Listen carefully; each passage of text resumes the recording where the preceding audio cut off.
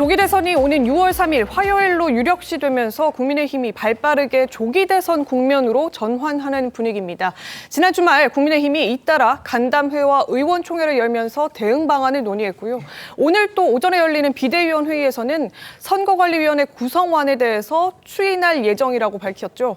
불리해 보이는 지형이지만 자세히 살펴보면 지난 2017년 조기 대선 국면과는 현재 국민의힘 상황이 다를 수 있다, 이런 분석도 나오고 있습니다. 무슨 얘기인지 먼저 앞서 나온 발언부터 들려드리겠습니다.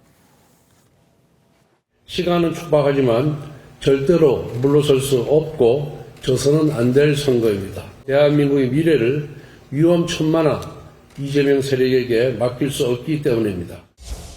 민주당의 폭주, 그러니까 입법권까지 다 완전히 장악한 상태에서 행정권까지 민주당에 넘겨줬을 경우에 국가적으로 대단히 걱정스럽다라는 그런 말씀들이 주류를 이루셨고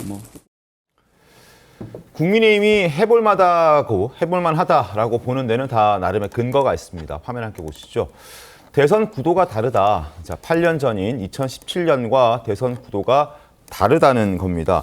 자, 비록 당시에 문 전 대통령이 당선되긴 했습니다만 문 전 대통령이 받았던 득표율은 41.1%였고 홍준표, 안철수, 유승민 이렇게 3명의 후보가 받은 득표율의 총합이 52.2%였습니다. 그러니까 1대1 양당 구도가 됐었다면 결과를 당시에도 예측하기 어려웠다라는 부분이고 절대 국민의힘에게 불리한 것만은 아니다라는 계산이 지금 나오고 있는 겁니다. 저걸 기반으로 해서.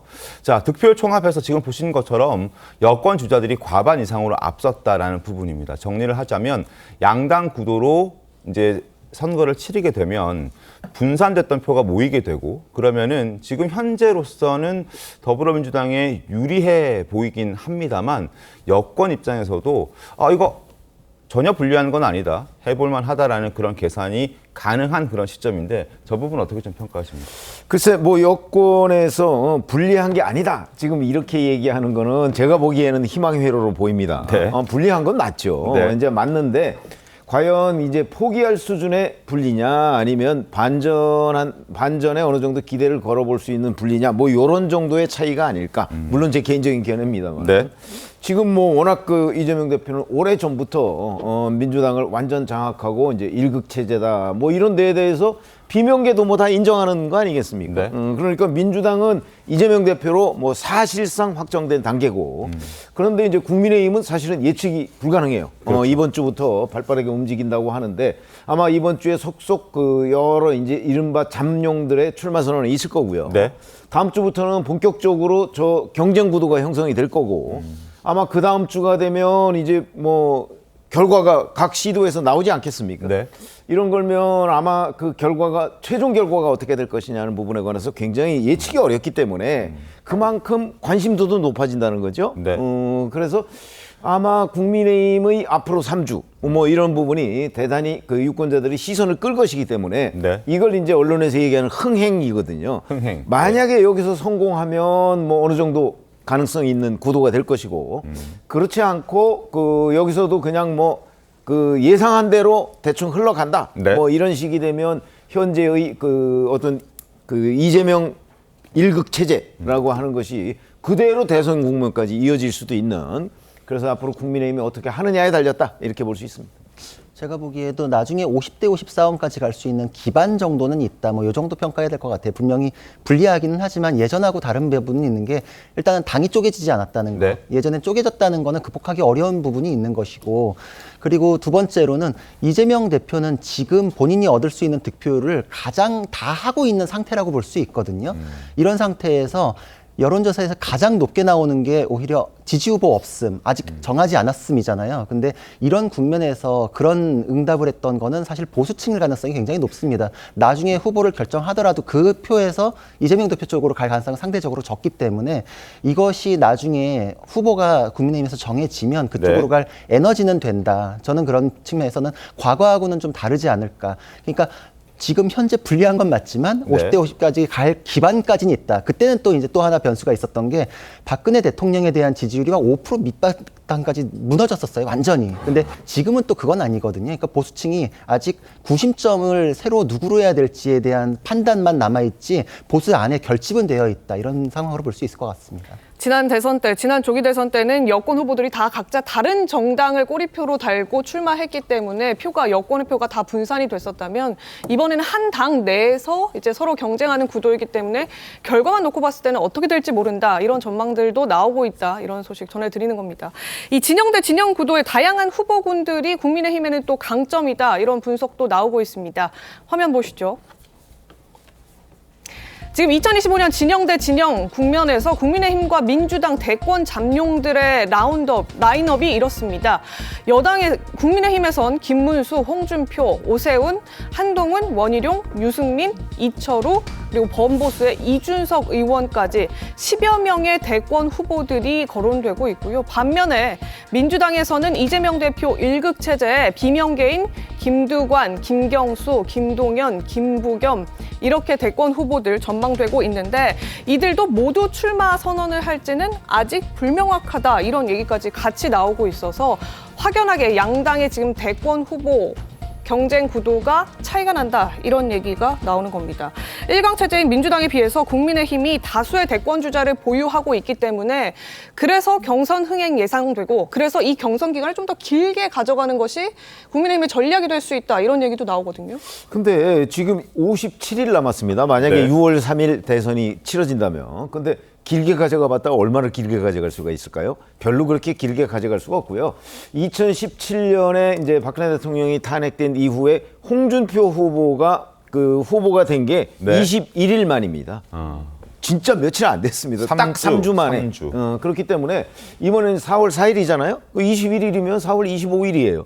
그 정도. 그러니까 아마 4월 내로 하지 않으면 여러 가지 문제가 생길 가능성이 대단히 높고, 이 경선 흥행을 위해서 길게 좀 경선 국면을 끌어간다? 경선 흥행이라는 거는 장점도 있지만 또 약점도 있습니다. 왜냐하면 경선이 길어지면 길어질수록 경선 주자 간 또는 그 지지층 간 대립과 갈등도 심해지게 돼 있거든요. 그걸 회복하는 데 또 시간이 필요해요. 그렇기 때문에 아마 전례에 비추어서 대략 3주 정도? 이 정도에 빨리 끝내는 것이 본선에서 유리하다 이렇게 생각합니다. 근데 정 의원이 빨리 끝낼 수가 있겠습니까? 지금 여당에서는 일단 후보들이 너무 많아요. 야당에 비해서. 근데 야당은 지금 민주당 이재명 대표가 아무래도 독주 체제이기 때문에 2주 반에서 3주 안에 끝낼 수가 있다 이런 얘기가 나오는데 반면에 여당에서는 후보군이 많기 때문에 얘기도 더 다양할 거고 더 많이 들어봐야 될 거고 상대적으로 흥행몰이 관심은 더 쏠릴 수 있지 않을까 이런 생각도 좀 드는데 저는 이번 조기 대선 같은 경우는 흥행을 중심으로 생각하는 것 자체가 좀 위험하다라고 생각을 합니다. 국민들의 많은 상처가 있었고 탄핵이라는 그 과정 속에서의 대한민국의 분열과 혼란이 너무나 극심했습니다. 이 상황에서는 저는 흥행이라는 것에 포커스를 두기보다는 양당 다 안정적이고 국민의 신뢰감을 줄 수 있는 후보를 선출해야 한다라는 입장이고요. 그런 측면에서 봤을 때 더불어민주당 같은 경우는 오랜 시간 검증되어 온 이재명 후보가 있는 것이고 그렇다면 국민의힘에서는 지금 후보들이 많이 있지만 그 후보들의 면면들을 국민들이 잘 알고 있지는 못합니다. 그래서 그 각 후보들을 좀 알리는 데에 집중할 필요가 있을 것 같고 그리고 짧은 시간 안에 후보를 먼저 선출을 해야지 최병목님께서 말씀하신 것처럼 후보가 선출되는 과정에서의 갈등과 혼란을 최소화해야 한다. 상대방의 후보를 공격하는 과정에서 또 국민의힘에 또 우리가 알지 못하는 어떤 또 리스크가 발견이 될 수도 있거든요. 그런 측면에서 봤을 때는 국민의힘 같은 경우도 최대한 빨리 후보를 선출해서 그 후보를 알리고 그리고 그 후보를 중심으로 지금 굉장히 당내 혼란도 있습니다. 당내 리더십이 지금 부재한 상황입니다. 그래서 당의 중심을 잡고 그 후보를 중심으로 정책적으로 빨리 연대할 수 있는 그런 구조가 저는 만들어야 된다고 생각합니다. 알겠습니다.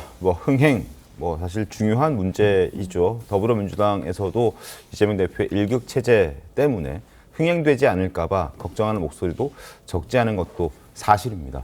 어찌됐든 지금 국민의힘은 해볼 만하다고 보고 있습니다. 그 근거 또 하나 바로 이겁니다. 아무도 씨의 변수. 자, 지지 후보가 아무도 없다.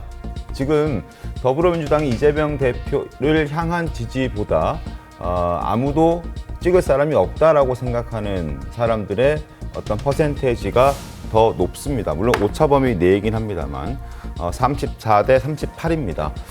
장내 정치 지도자 선호도가 이렇다는 걸 보여주고 있습니다. 그리고 구자룡 변호사께서도 조금 전에 말씀해 주셨듯이 저 38이라는 숫자 중에는 더불어민주당 쪽으로 표를 던질 사람보다 국민의힘 쪽으로 표를 던질 사람들이 더 많을 것이다라는 분석도 구자룡 변호사께서는 해주셨는데 그만큼 더불어민주당 입장에서는 38%, 물론 국민의힘도 마찬가지입니다. 38%의 숫자에서 얼마나 더 많은 사람들을 끌어들일 수 있느냐, 이게 바로 이번 선거의 핵심 포인트가 아닐까 싶습니다. 어떻게 좀 계획을 잡고 있습니까, 더불어민주당은? 그렇죠. 말씀 주신 것처럼 아직 의견을 유보하고 계시는 국민이 38%나 나온다라는 부분은 뭐 여야 할 것 없이 모든 정당들이 좀 고려해야 되는 부분인 것은 분명해 보입니다.